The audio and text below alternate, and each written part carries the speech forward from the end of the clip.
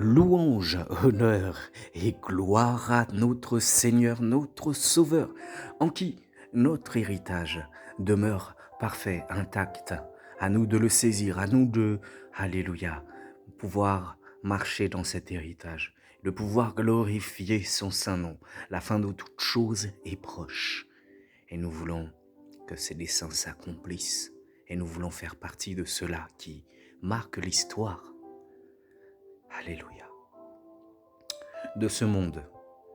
Et encore, Seigneur, encore en ce matin, nous voulons implorer ta toute puissance dans nos vies, au travers de cette parole que tu as plantée dans le cœur de ton serviteur, ton instrument, ton bien-aimé. Que toute la gloire ne revienne qu'à toi et à toi seul. Fais du bien à tous ceux, à toutes celles qui écoutent ce message, qu'ils soient fortifiés, peu importe le caractère, les situations, les intempéries de leur vie. Glorifie-toi, Seigneur. Que le ciel soit ouvert ce matin et que tu bénisses tout un chacun au nom de Jésus. Alléluia. Bien-aimé, j'espère que tu vas bien. L'Éternel, notre Dieu, veut encore t'éclairer, il veut encore t'enseigner, il veut encore te parler, il veut encore te, alléluia, raviver peut-être une instruction qui avait déjà été plantée dans ton cœur. En tout cas, aujourd'hui, il veut te faire du bien. Je te propose et je te conseille de pouvoir avoir de quoi noter, de pouvoir, alléluia, surtout être disposé à ce que cette parole soit plantée sur ton cœur, dans ton cœur, et qu'elle accomplisse des merveilles au travers de son Saint-Esprit qui vit en toi. Que toute la gloire ne revienne qu'à lui et à lui seul.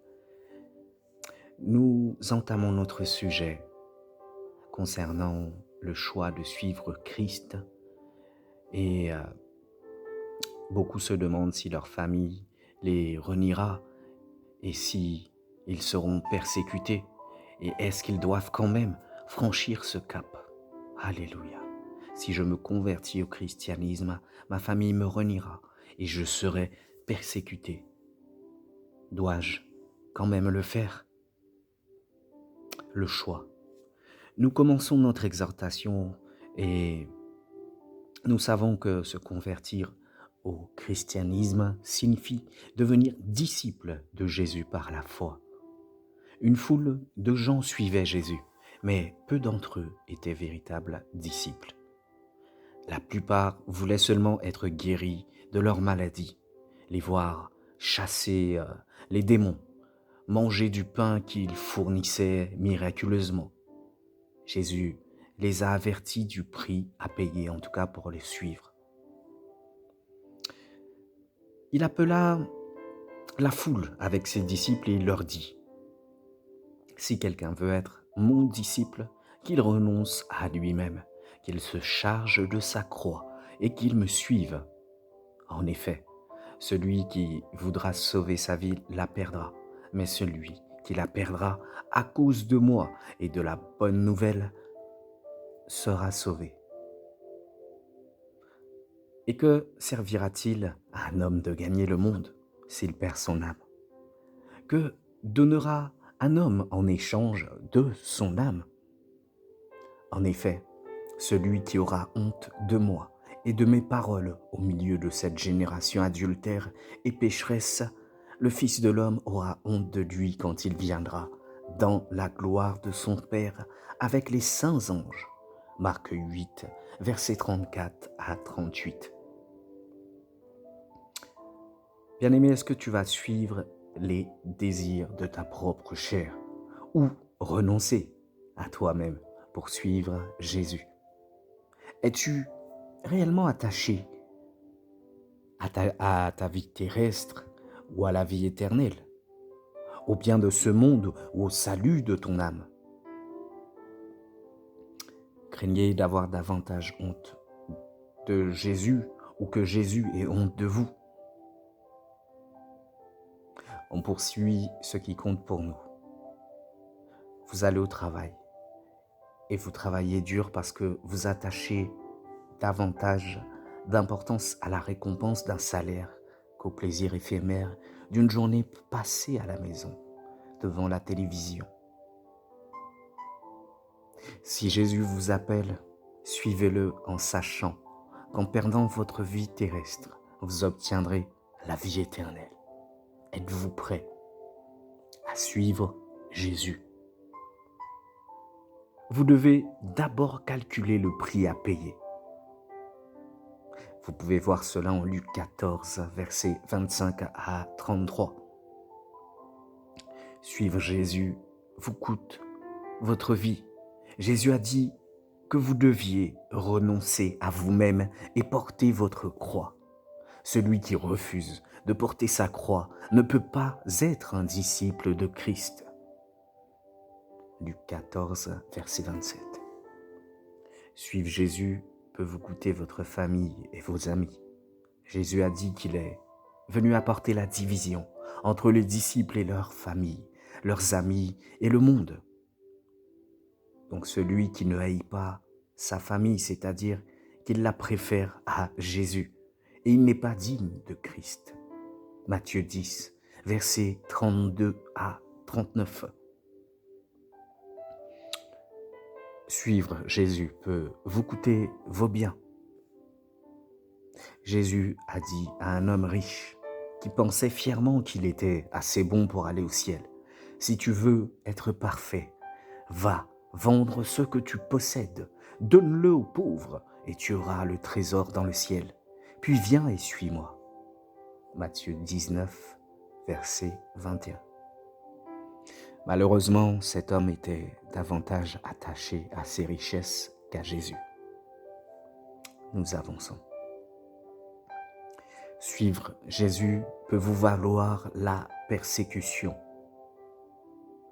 Les chrétiens doivent s'attendre à la souffrance qui est normale pour qui appartient à l'homme de douleur. Alléluia. Vous pouvez voir cela en Ésaïe 53 et Jean 15, versets 18 à 21.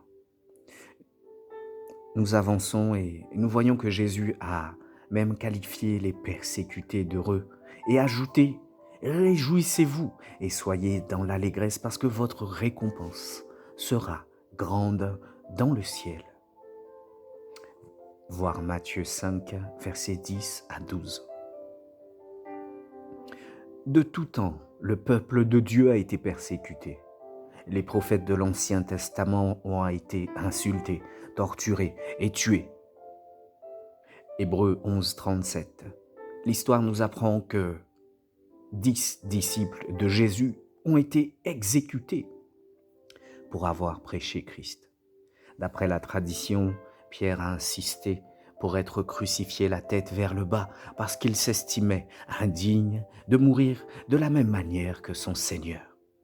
Il a pourtant écrit dans sa première lettre, « Si vous êtes insultés à cause du nom du Christ, vous êtes heureux, parce que l'Esprit de gloire, l'Esprit de Dieu repose sur vous. »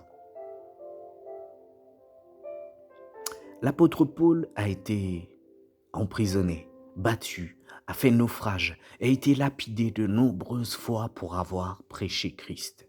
Mais il considérait ses souffrances comme indignes d'être comparées à la récompense dont il savait qu'il attendait au paradis. Alléluia. Suivre Jésus n'implique pas forcément de perdre vos biens, votre famille, vos amis et votre vie. Mais êtes-vous prêt à payer le prix si cela arrivait?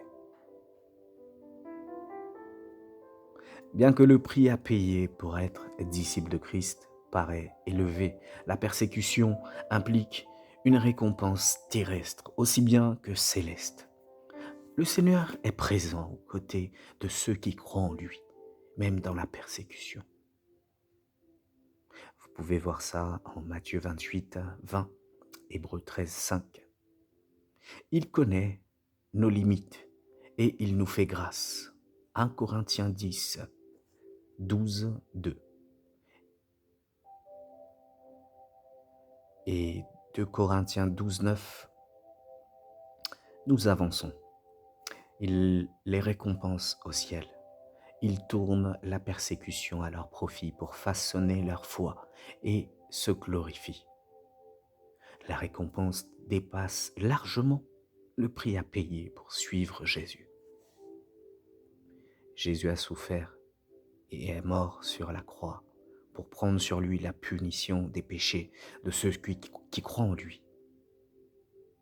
La foi en Jésus est le seul moyen d'être pardonné et d'avoir la vie éternelle.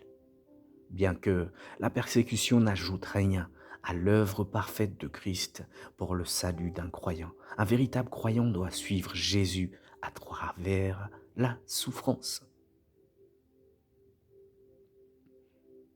Nous parlons aussi de rédemption pour ceux qui lisent couramment la Bible ou qui ont déjà entendu parler de ce mot.